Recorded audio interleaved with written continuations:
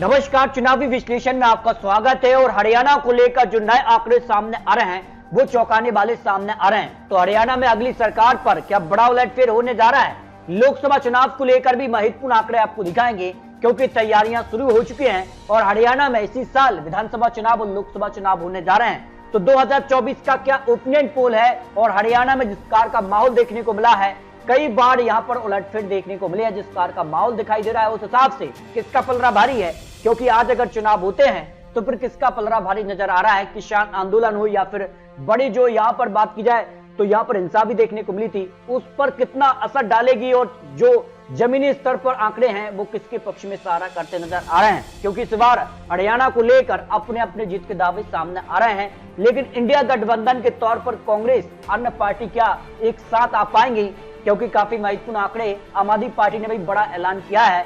तो हरियाणा की लोकसभा चुनाव और विधानसभा चुनाव को लेकर अपने अपने जीत के दावे सामने आ रहे हैं, लेकिन किसका पलड़ा भारी होगा इसको लेकर भी महत्वपूर्ण आंकड़े आपको दिखाने जा रहे हैं। क्योंकि काफी कुछ बदलाव देखने को मिला है। क्या भारतीय जनता पार्टी और कांग्रेस के बीच ही कड़ी टक्कर होगी या फिर एलजेपी पार्टी या फिर अन्य जो पार्टियां हैं अलग अलग होकर चुनावी मैदान में होंगी, तो किसको कितना नुकसान और किसको कितना फायदा होगा इसके भी आंकड़े सामने आ रहे हैं। लेकिन माना जा रहा है कि हरियाणा में बीजेपी या पर जेजेपी पार्टी का जो गठबंधन है वो टूट सकता है और उसका कितना फायदा किसको मिलेगा। लेकिन आम आदमी पार्टी ने भी इस बार बड़ा ऐलान कर दिया है। लोकसभा चुनाव तो गठबंधन के तौर पर, लेकिन विधानसभा चुनाव सभी सीटों पर अपने दम पर लड़ेंगी। क्योंकि पंजाब में सरकार आम आदमी पार्टी बना चुकी है और उसी के तर्ज पर हरियाणा, दिल्ली और पंजाब यानी दिल्ली के आसपास के जो राज्य हैं, सबसे पहले आम आदमी पार्टी का टारगेट है कि इन्हीं राज्यों पर विधानसभा चुनाव में सरकार बनाई जाए। तो हरियाणा में सभी सीटों पर आम आदमी पार्टी अपने दम पर चुनाव लड़ेगी। इस पर कितना असर किसको होगा इसको लेकर भी महत्वपूर्ण आंकड़े सामने आ चुके हैं। और इस बार जनता हरियाणा में किसका चुनाव करेगी? क्या भारतीय जनता पार्टी को पूर्ण बहुमत या कांग्रेस यहाँ वापसी करने जा रही है? क्योंकि काफी हलचल यहाँ पर दिखाई दे रही है और अपने अपने जीत के दावे सामने आ रहे हैं। 2019 में भारतीय जनता पार्टी को सबसे ज्यादा 40 सीटें मिली थी, लेकिन बहुमत का आंकड़ा अपने दम पर नहीं मिला था और बहुमत के लिए यहाँ पर जेजेपी पार्टी यानी जननायक जनता पार्टी गठबंधन के तौर पर भारतीय जनता पार्टी के साथ है। और इस बार माना जा रहा है कि यहाँ बड़ा उलटफेर देखने को मिल सकता है। तो कांग्रेस के लिए 31 सीटें 2019 में, और यहाँ पर बात की जाए तो यहाँ पर इंडियन नेशनल लोक दल के लिए 1 सीट मिलती, अन्य के पक्ष में 8 सीटें रही थी। लेकिन इस बार का जो आंकड़ा है वो काफी चौंकाने वाला सामने आ रहा है। तो शुरुआत करते हरियाणा को लेकर पंचकुला की 2 सीटों में से दोनों सीटों पर कांग्रेस और भारतीय जनता पार्टी के बीच कड़ी टक्कर है, लेकिन पलड़ा दोनों सीटों पर कांग्रेस का भारी नजर आ रहा है।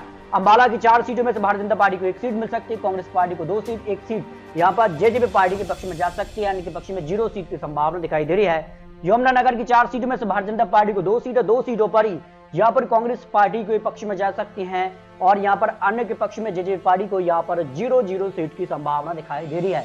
कुरुक्षेत्र की 4 सीटों में से भारतीय जनता पार्टी को 2 सीटें मिल सकती हैं, तो 2 ही सीटों पर कांग्रेस को जीत की संभावना है। जेजेपी पार्टी और अन्य के पक्ष में 0 सीट की संभावना यहाँ दिखाई दे रही है। कैथल की 4 सीटों में से भारतीय जनता पार्टी को 1 सीट, जबकि कांग्रेस पार्टी का 2 सीटों पर पलड़ा भारी नजर आ रहा है।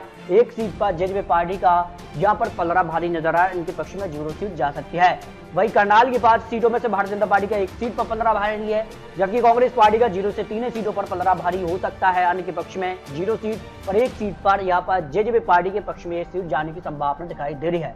पानीपत की अगर बात की जाए तो यहाँ पर 4 सीटें आती हैं और 4 सीटों में से 2 सीटों पर भारतीय जनता पार्टी और 2 सीटों पर कांग्रेस के बीच आमने सामने की टक्कर देखने को मिल रही है और जेजेपी पार्टी आने के पक्ष में 0 सीट की संभावना यहाँ दिखाई दे रही है। और सोनीपत की बात की जाए 6 सीटें आती हैं, 6 सीटों में से भारतीय जनता पार्टी का 1 सीट पर पलड़ा भारी नजर आ रहा है। कांग्रेस पार्टी 0 से 5 सीटों पर भारी नजर आ रही है। जेजेपी पार्टी अन्य के पक्ष में भी 1 से 2 सीटों की संभावना यहाँ पर हो सकती है। जिनकी 5 सीटों में से बात किया 3 सीटों पर भारतीय जनता पार्टी का पलड़ा भारी नजर आ रहा है। 2 सीटों पर कांग्रेस पार्टी और जेजेपी पार्टी के पक्ष में 0 सीट, अन्य के पक्ष में 0 सीट की संभावना यहाँ पर हो सकती है। जो हरियाणा को लेकर जो चुनावी गणित सामने आ रहा है, फतेहाबाद की 3 सीटों की बात की जाए तो 2 सीटों पर भारतीय जनता पार्टी और 1 सीट पर कांग्रेस का पलड़ा भारी नजर आ रहा है। जेजेपी पार्टी अन्य के पक्ष में 0-0 सीट की संभावना दिखाई दे रही है। हिसार की 7 सीटों में से भारतीय जनता पार्टी का 4 सीटों पर पलड़ा भारी नजर आ रहा है, कांग्रेस पार्टी का 3, जेजेपी पार्टी और अन्य के पक्ष में भी 1 सीट पर कड़ी टक्कर यहाँ पर देखने को मिल सकती है। सिरसा की 5 विधानसभा सीटों की बात की जाए तो भारतीय जनता पार्टी को यहाँ पर 0 सीट की संभावना हो सकती है, 1 सीट पर भी यहाँ पर कड़ी टक्कर देखने को मिल सकती है। यहाँ पर कांग्रेस पार्टी को 0 से 3 सीटें हैं, 0 से 1 सीट है। यहाँ पर जेजेपी पार्टी और अन्य के पक्ष में 0 से 1 सीट की संभावना दिखाई दे रही है। यानी सिरसा की 5 विधानसभा सीटों पर काटी की टक्कर यहाँ पर देखने को मिल सकती है।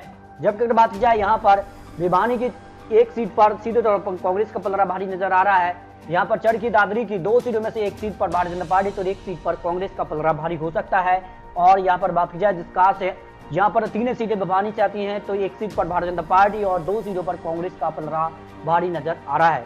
रोहतक की अगर बात की जाए 4 विधानसभा सीटें आती, चारों सीटों पर कांग्रेस के बीच और भारतीय जनता पार्टी के बीच है। यहाँ पर आमने सामने की टक्कर में कांग्रेस का पलड़ा चारों सीटों पर भारी नजर आ रहा है। जज्जर की अगर बात किया 4 सीटों में से तो यहाँ पर भी कांग्रेस और भारतीय जनता पार्टी के बीच जो टक्कर होगी उसके बीच पलड़ा कांग्रेस का चारों सीटों पर भारी नजर आ रहा है। महेंद्रगढ़ की 4 सीटों में से 2 सीटों पर भारतीय जनता पार्टी, 2 सीटों पर कांग्रेस के बीच आमने सामने की टक्कर देखने को मिल सकती है और जेजेपी पार्टी और अन्य के पक्ष में 0-0 सीट की संभावना दिखाई दे रही है। रेवाड़ी की 3 विधानसभा सीटों में से 2 सीटों पर भारतीय जनता पार्टी का पलड़ा भारी नजर आ रहा है, एक सीट पर कांग्रेस, जेजेपी पार्टी अन्य के पक्ष में 0-0 सीट की संभावना दिखाई दे रही है।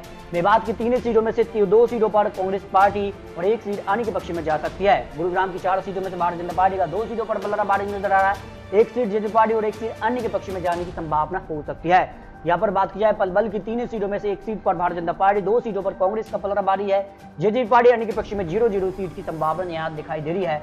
फरीदाबाद की 6 विधानसभा सीटों में से भारतीय जनता पार्टी को यहाँ 2 सीटें जा सकती हैं, कांग्रेस पार्टी को 3 सीटें, अन्य के पक्ष में भी 1 सीट की संभावना यहाँ पर दिखाई दे रही है।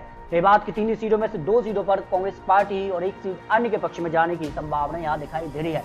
इस तरह से अगर बात की जाए तो हरियाणा की सभी 90 सीटों का जो ओपिनियन पोल सामने आ रहा है, आज अगर विधानसभा चुनाव होते हैं तो भारतीय जनता पार्टी को कुछ सीटों का नुकसान दिखाई दे रहा है, क्योंकि जिस कार का माहौल देखने को मिला था उसके हिसाब से और यहाँ पर करीब 30 से 40 सीटें भारतीय जनता पार्टी को, तो 40 से यहाँ पर 50 सीटों के आसपास कांग्रेस पार्टी और अन्य के पक्ष में यहाँ पर 4 सीटें, 5 सीटें जेजेपी पार्टी के पक्ष में जाने की संभावना ओपिनियन पोल के साथ लगाई जा रही है। यानी हरियाणा में कहीं ना कहीं बड़ा उलटफेर हो सकता है, जो अनुमान यहाँ पर दिखाई दे रहे हैं आज विधानसभा चुनाव होते हैं तब। जबकि लोकसभा चुनाव की अगर बात की जाए तो लोकसभा चुनाव में मामला उलट नजर आ रहा है और यहाँ पर बात की जाए तो एनडीए को 8 से 10 सीटें मिल सकती हैं, जबकि इंडिया गठबंधन को 0 से 2 सीट, अन्य के पक्ष में 0 सीट की संभावना दिखाई दे रही है। यानी हरियाणा लोकसभा चुनाव में भारतीय जनता पार्टी तो विधानसभा चुनाव में कांग्रेस का पलड़ा भारी हो सकता है। लोकसभा की 10 सीटें यहाँ से आती है। इस तरह से अगर बात की जाए तो यहाँ पर हरियाणा को लेकर कुछ महत्वपूर्ण आंकड़े आपको दिखाए हैं लोकसभा चुनाव और विधानसभा चुनाव को लेकर। फिर भी आपको बता दें कि ये यहाँ पर चुनावी आंकड़े, चुनावी अनुमान हैं और आने वाले वक्त में लोकसभा चुनाव की किस तरह से रणनीति तैयार की जाती है और सीट शेयरिंग का मामला क्या होगा इंडिया गठबंधन और एनडीए को लेकर, ये काफी महत्वपूर्ण होगा। और विधानसभा चुनाव में क्या यहाँ पर इंडिया गठबंधन के तौर पर कांग्रेस पार्टी, आम आदमी पार्टी मिलकर चुनाव लड़ेगी या अपने दम पर चुनाव लड़ेगी, ये महत्वपूर्ण होता है। तो आपको क्या लगता है हरियाणा के लिए लोकसभा चुनाव को लेकर और विधानसभा चुनाव में अगली सरकार किसकी बनेगी, इस पर आप रख सकते हैं। मिलते दोस्तों और लेटेस्ट और महत्वपूर्ण विश्लेषण के साथ, तब तक ले जाएं। जय भारत।